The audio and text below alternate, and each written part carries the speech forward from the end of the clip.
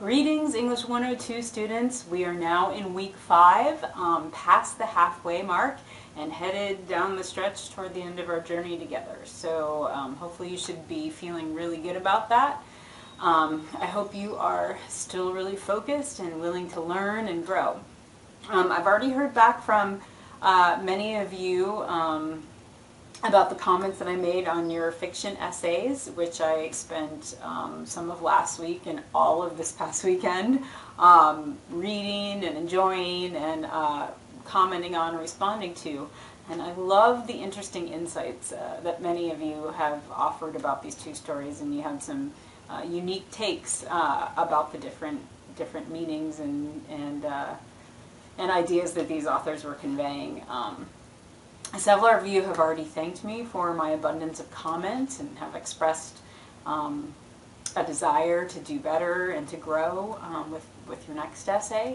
And this is exactly what I'm striving for when I take the time and make the effort to make so many comments on your papers, because I know you put a lot of effort into the papers, hopefully, and so I try to reward that effort with a lot of comments and a lot of feedback to help you grow as a writer. So thank you so much for your wonderful attitudes and willingness to learn and to become better students, better critical thinkers, and better writers. I really appreciate that.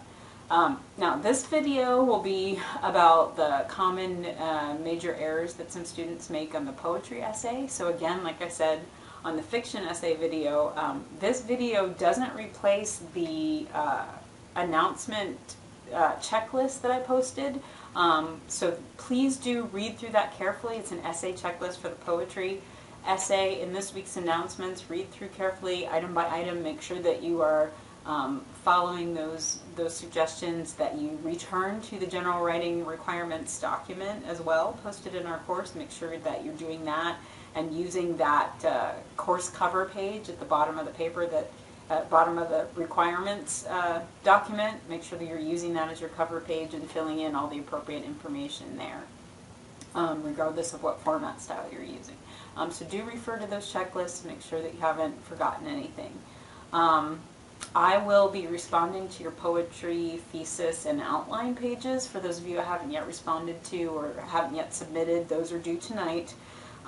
If you're listening to this Monday night of the beginning of week 5, they're due tonight, and then obviously your poetry essay and test 2 are due this coming Monday. So I'll be trying to get your feedback back to you on your poetry thesis and outline pages by Tuesday night, midnight Eastern time at the latest, hopefully before then. Okay, so major common errors made on the poetry essay.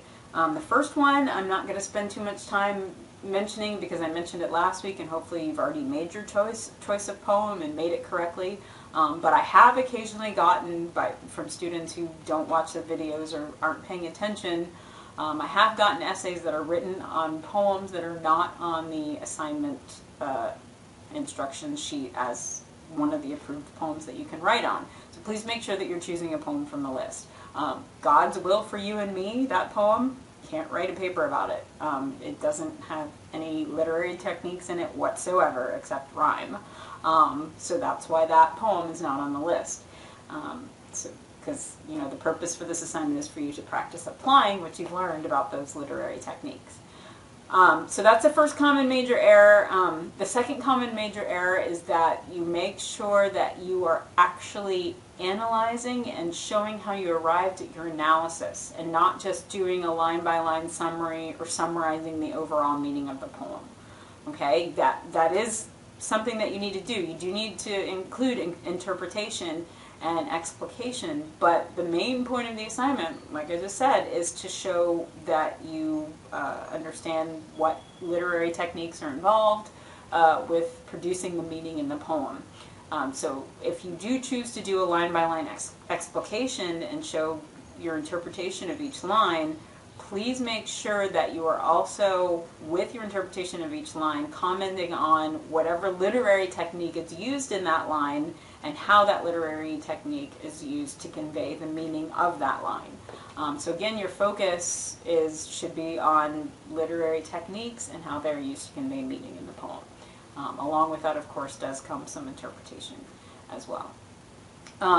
Also, another common major error is some students make is sort of the opposite of what I just talked about, where the student doesn't take into account every line in the poem and the meaning of every line in the poem, and sort of synthesize all of that information into one conclusion that's drawn as to the meaning of the poem. Okay, so I do recommend that you organize your outline according to literary device and technique. So, you know, point 1 could be the paradoxes used in the poem. Point 2 could be the metaphors, and point 3 could be the symbolism or whatever. And then you would point out those in the poem and how they're used to convey meaning. But if you do that, please don't forget to take into account every line in the poem, because every line is significant.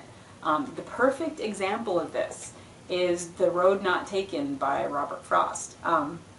I have read so many essays on this poem, literally hundreds of essays on this poem in my lifetime. And by far, the most common interpretation that I get about this poem is from students who only read the first 7 lines, or only take into account the first 7 lines, and only take into account the last 2 lines. And they forget to really analyze and think about how the other lines in the poem contribute to the poem's meaning. And so the interpretation they come up with is that the poem is about this traveler who chooses the road less traveled, and he's just happy and satisfied with this choice he made, because taking the road less traveled and not conforming to society has made a positive difference in his life. And so this is the interpretation that these students arrive at, who don't take into account every single line in the poem. And that is not what the poem is about at all. The poem does not have a message of nonconformity. It's a tricky poem, and some of the other poems that you'll be looking at will be the same. So you need to make sure that you're analyzing and taking into account every line in the poem. Think about the title. Think about verb tense. Think about word choice. These are all very purposeful things that poets look at and consider when writing literary poetry. So back to The Road Not Taken, verb tense. The first line of the last stanza uses future verb tense. I shall be telling this with a sigh. Noting that that's future verb tense changes the way you interpret the whole rest of that stanza, because the person speaking, the speaker, is not saying that he's looking back and reflecting on his life at that moment. He's saying he will be looking back and reflecting on his life at some point in the distant future. And when he looks back, he'll have to find some way to justify his choice. And that's all I'm going to say. I won't go any further because I want you to really think about that yourself if you choose this poem. But verb tense is very important. Is it talking about right now? Is it talking about the past? Is it talking about the future? Literary poets think very carefully about the words that they choose. So the rest of the poem after line 7, word choice is very important there. The Road Not Taken's title. Why is the title The Road Not Taken? The Road Not Taken. If it was about the road less traveled and about nonconformity, then why wouldn't the poet have titled it The Road Less Traveled? But that's not the title, because that's not the focus of the poem. So keep all of these things in mind if you choose The Road Not Taken, or even if you choose another poem. It's easy to make a mistake in interpretation if you don't take into account everything. So do analyze every line, regardless of how you arrange your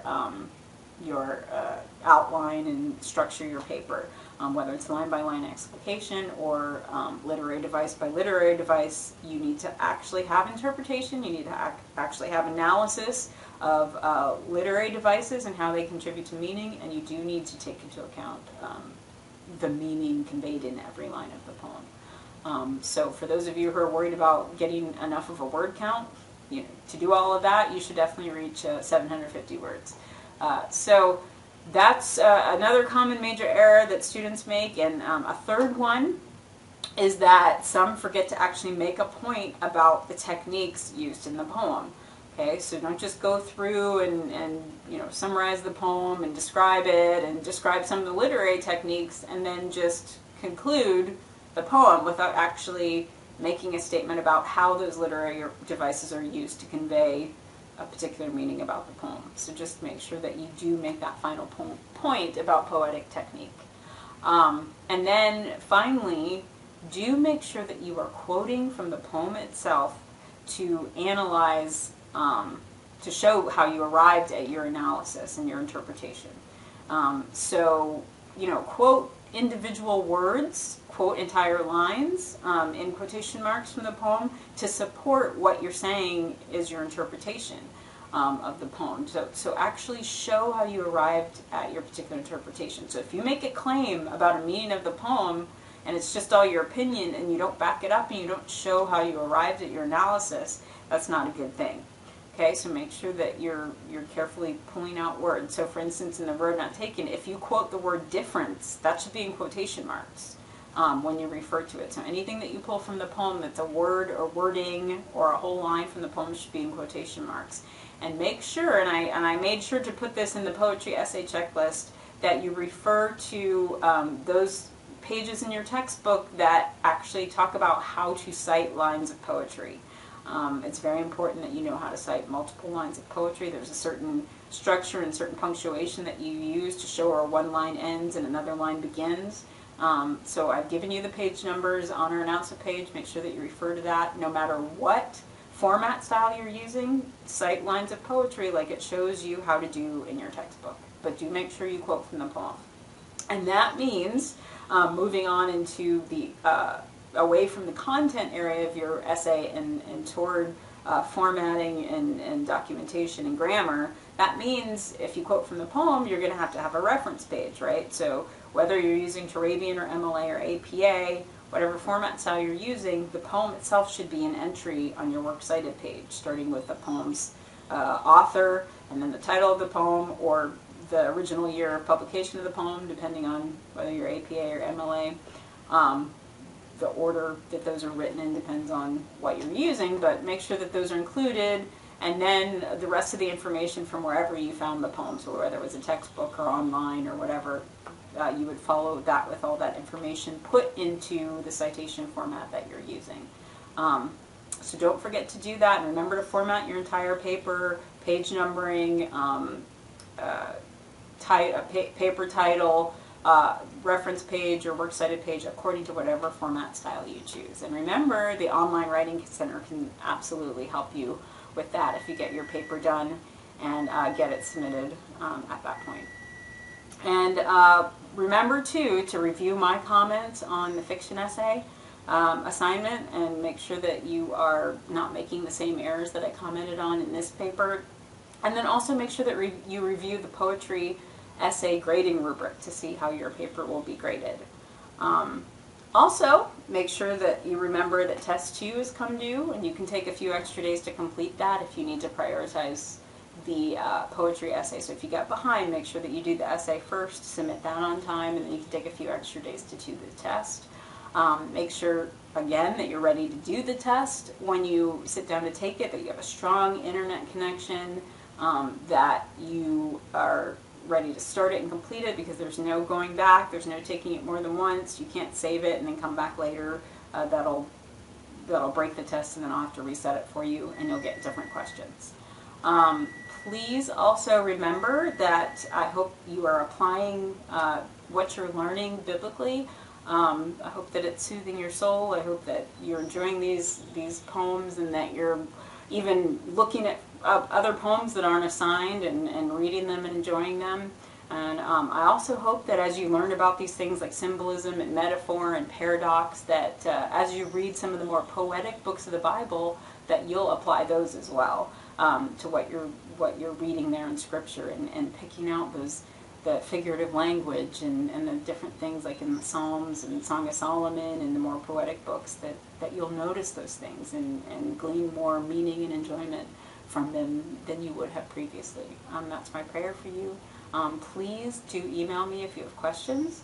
I will be praying for you as you complete this assignment, and hopefully you'll enjoy it. All right, I'll see you next week.